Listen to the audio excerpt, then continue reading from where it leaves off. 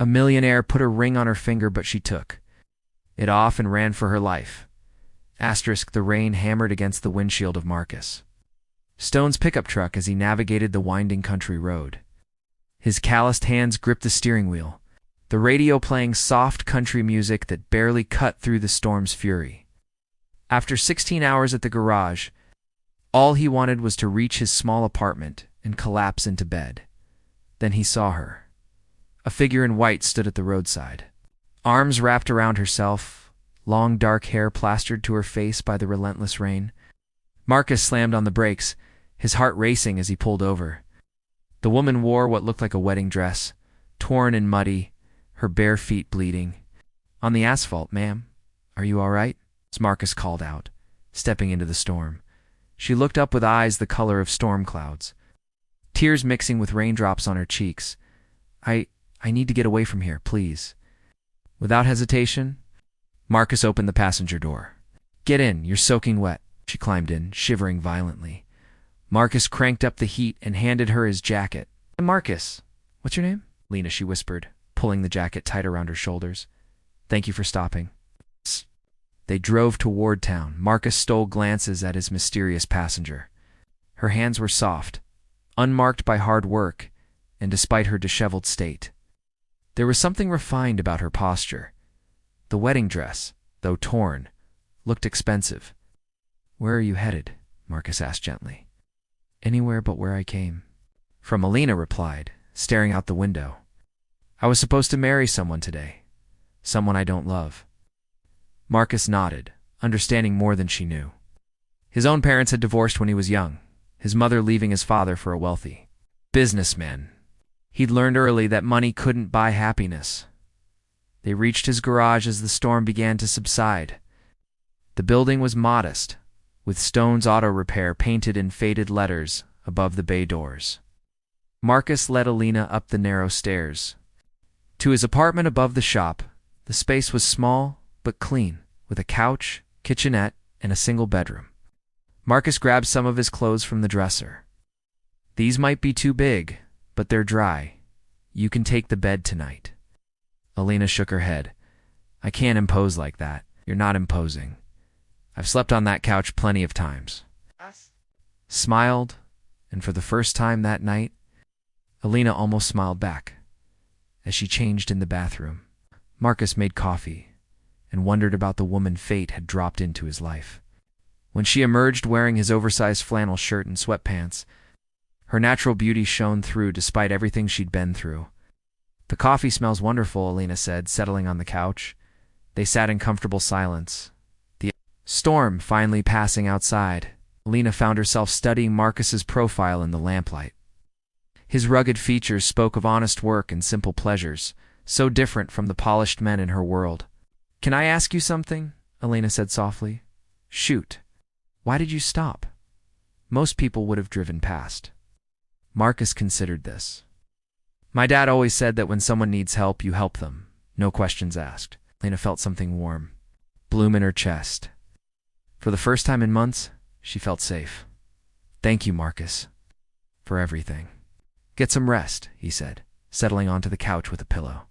"Tomorrow, we'll figure out what comes next." As Alina lay in the unfamiliar bed, she listened to the gentle sounds of Marcus settling in for the night. She'd run from a life of luxury and privilege, but lying there in that simple room above a garage, she felt more at home than she had in years. Outside, the last of the storm clouds drifted away, revealing a sky full of stars. Alina woke to the smell of bacon and coffee. Sunlight streamed through the small window, and for a moment she forgot where she was. Then she remembered the storm, the escape, and Marcus's kindness. She found him in the kitchenette, flipping pancakes with practiced ease. His hair was still damp from a shower, and he wore a clean work shirt that stretched across his broad shoulders. "Morning," he said with a warm smile. "Hope you're hungry." "I am, actually," Lena realized. She hadn't eaten since breakfast the day before. "This is incredibly kind of you. Don't mention it. I figured you might need a good meal." As they ate, Alina found herself relaxing for the first time in months. Marcus didn't press her for details about her past, instead telling her about the town and his work at the garage. Noting the small scars and calluses that told stories of honest work, "I should probably find somewhere else to stay," Alina said reluctantly. "There's a boarding house on Maple Street, but Mrs. Henderson is pretty nosy. This might not be the best place if you're looking for privacy." Alina bit her lip. She had no money. No identification, nothing but the clothes on her back. "Look," Marcus said, seeming to read her thoughts. "You can stay here as long as you need. I spend most of my time downstairs anyway. I can't keep taking advantage of your kindness, then don't. Help me out around the shop. I could use an extra pair of hands." Alina had never worked a day in her life, but something about the honest offer appealed to her. "I don't know anything about cars. I'll teach you." That afternoon, Marcus introduced her to Dorothy, who owned the diner across the street. The older woman took one look at Alina and seemed to understand without words that she was someone who needed protecting. "You ever wait tables, honey?" Dorothy asked. "No, but I'm willing to learn. Good enough for me." You can start tomorrow. As the days passed, Alina settled into a routine she'd never imagined. She woke early, helped Marcus with simple tasks at the garage, then worked the lunch shift at Dorothy's diner. The work was hard, but satisfying in a way she'd never experienced. Marcus was a patient teacher, showing her how to organize tools, check fluid levels, and even change oil. His hands would cover hers as he guided her through the motions, and Alina found herself looking forward to these moments of contact. "You're a natural," he said one evening, as she successfully replaced a spark plug. "I had a good teacher," Alina replied, meeting his eyes. The air between them crackled with unspoken attraction. Marcus stepped closer, his hand reaching up to tuck a strand of hair behind her ear. Lena's breath caught at the gentle touch. "Lena," he said softly, "I need to ask you something." "What?" "That dress you were wearing, the wedding you ran from, am I going to have trouble coming after you?" Elena's heart raced. She'd been dreading this question, knowing that eventually her past would catch up with her. "Name is Victor Ashford. He's very wealthy and very powerful." Marcus's expression didn't change. "That doesn't answer my question," Yes, Elena whispered. "There will probably be trouble." Marcus nodded slowly, then cupped her face in his hands. "Then we'll deal with it together?" Before Alina could respond, he kissed her. It was gentle at first, tentative, then deeper as she melted into his arms. It was nothing like the cold, calculated kisses Victor had given her. This was warm, genuine, full of promise. When they finally broke apart, Alina rested her forehead against his. "Marcus, he said, pulling her close. "Whatever happens, we'll face it together." That night, Alina didn't sleep on the couch. She curled up in Marcus's arms, feeling safer than she had in years. She drifted off to sleep. She allowed herself to hope that maybe, just maybe, she'd found something worth fighting for. 3 weeks into her new life, Alina had almost convinced herself that she could disappear forever. The morning routine of coffee with Marcus, work at the garage, and shifts at Dorothy's diner had become precious to her. She'd learned to braid her hair simply, to wear worn jeans and comfortable shoes, to find joy in small things, but paradise, she was learning, was fragile. "Lena, there's someone here to see you," Dorothy called from the diner's front counter, her voice tight with concern. Alina looked up from the coffee she was pouring, her blood turning to ice. A man in an expensive suit stood by the door, his eyes scanning the modest establishment with obvious distaste. "Detective James Rivera, one of Victor's men?" "Miss Blackwood," he said, approaching her table. "Mr. Ashford has been very worried about you." Elena's hands trembled as she set down the coffee pot.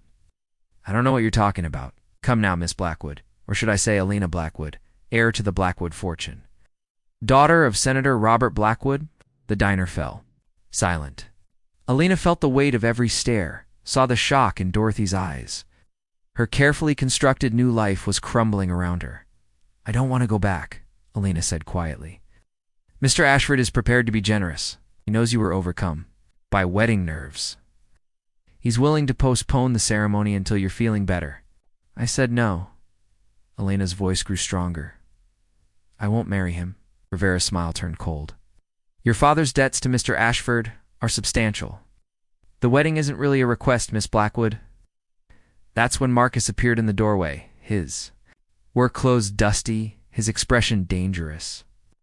Is there a problem here? Rivera looked him up and down dismissively. And you are? Someone who doesn't like seeing women threatened in his town, Marcus said, moving to stand beside Alina. This is a private matter between Miss Blackwood and her fiancé. I'm not his fiancé, Alina said firmly, taking Marcus's hand. I never was. Rivera's eyes narrowed as he took in their joined hands. Mr. Ashford will be disappointed to hear that you've been keeping company with the local help. Marcus tensed, but Alina squeezed his hand. Tell Victor that if he wants to see me, he can come himself. And tell him that my answer will still be no. After Rivera left, the diner buzzed with whispers. Alina felt exposed, vulnerable. She'd dragged Marcus into her mess, and now everyone knew her secret. Hey, Marcus said softly, drawing her aside. Walk with me. They walked to the small park at the edge of town, sitting on a bench beneath an old oak tree. The afternoon sun filtered through the leaves, casting dappled shadows across the ground. Senator's daughter, Marcus said finally. That's quite a revelation. I should have told you sooner, Alina whispered. I'll die. I liked being just Alina for once in my life. You are just Alina. The rest is just noise. Looked at him and wonder you're not angry?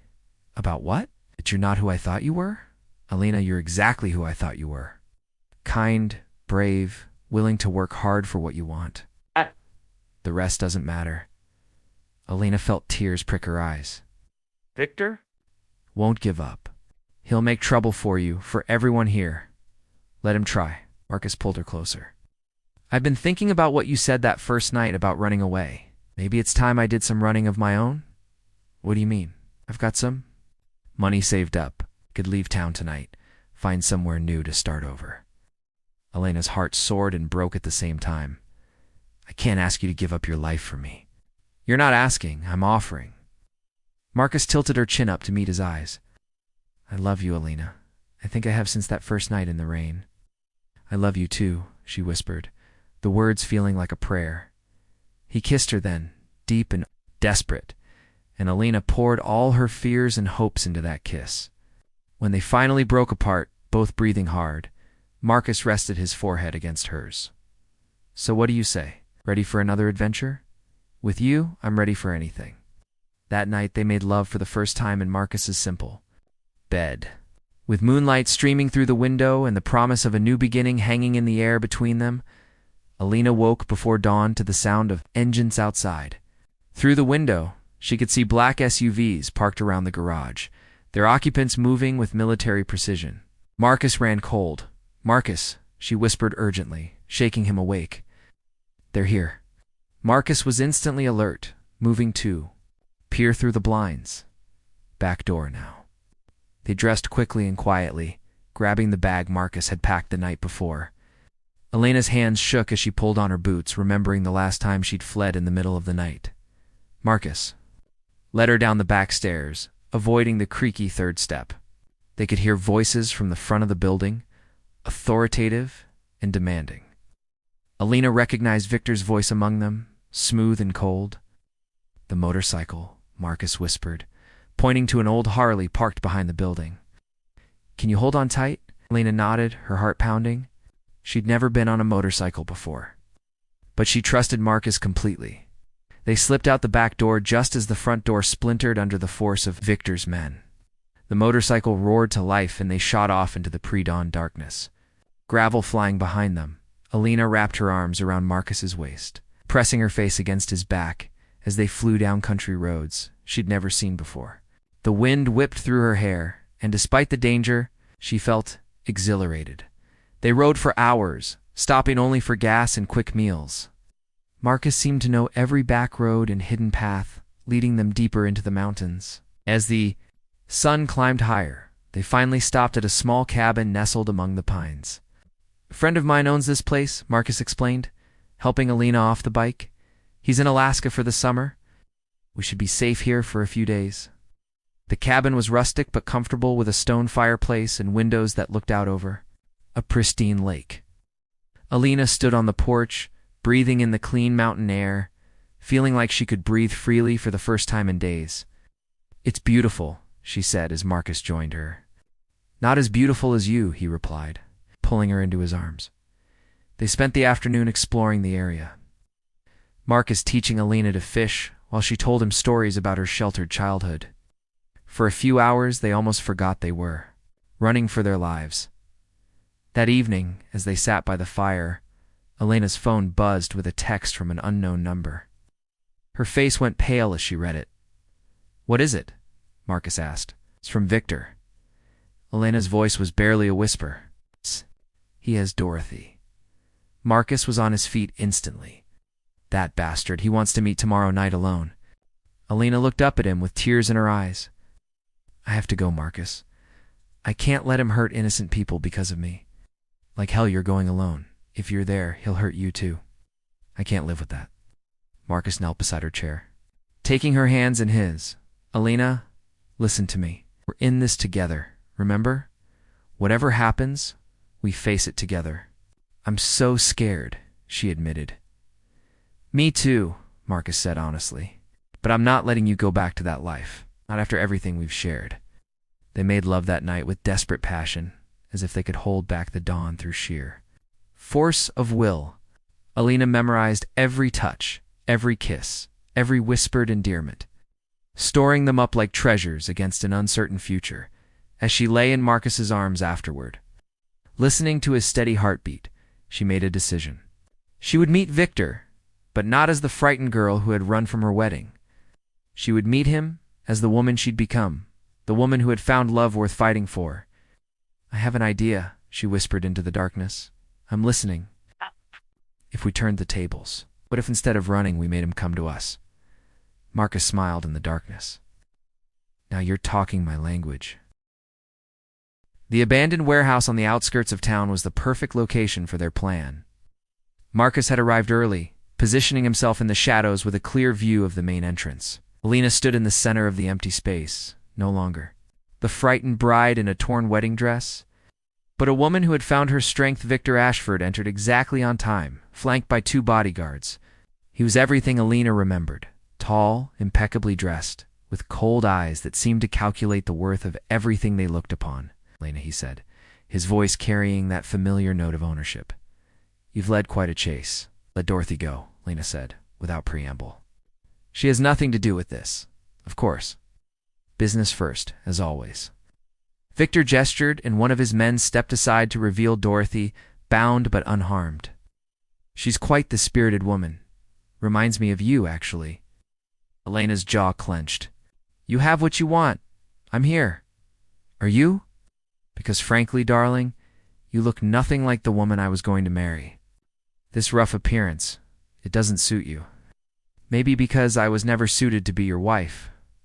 Victor's smile was sharp. "Your father's debt suggests otherwise. $20 million, Alina. That's what your family owes my companies." Marriage was simply the most civilized way to settle accounts. There's nothing civilized about forcing someone into marriage. Force? Victor laughed. "I prefer to think of it as ... inevitable. Your father gambled away your family's fortune. I'm offering to restore it, in exchange for my freedom. Freedom is overrated.